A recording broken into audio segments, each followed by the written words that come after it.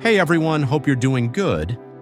In the last part, we designed the character's head and facial features, and in this video, we're going to design the body, arms, and neck. Before we start, if you want to learn animation professionally from beginner to advanced, make sure to subscribe to the channel.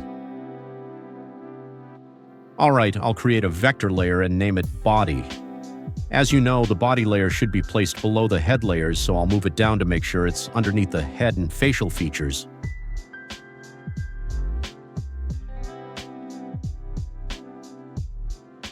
Alright, I'll start designing the body and speed up the video so your time doesn't get wasted. Meanwhile, don't forget to hit the like button. Notice that I'm slightly rounding the neck points behind the character's head. This way, if the head moves, there won't be any unwanted gaps or overlaps. Now it's time to clean things up a bit and add some shading inside the body layer. I'll also draw the lines that separate the neck from the body.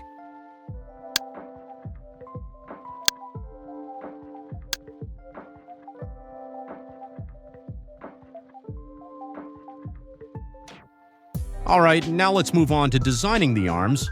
I'll draw them sticking to the body, but on a layer above it. Keep in mind that in more professional designs, which I'll teach you in future videos, things get way more advanced. This is just to get you familiar with basic character design, and honestly, this character isn't really ideal for animation.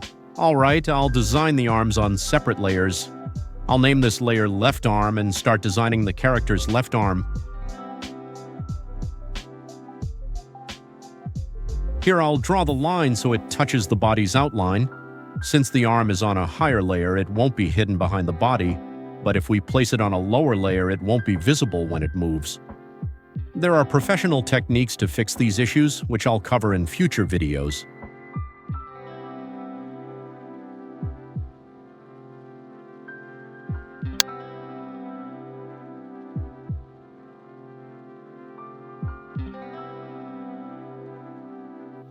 Now that everything is designed properly, instead of creating the right arm from scratch, I can simply duplicate the left arm, place it in the correct position, and rename it to right arm. And just like that, everything is set. So that's the body and arms designed. In the next video, we'll design the legs together, and then we'll move on to learning the coloring tools. Don't forget to like and subscribe.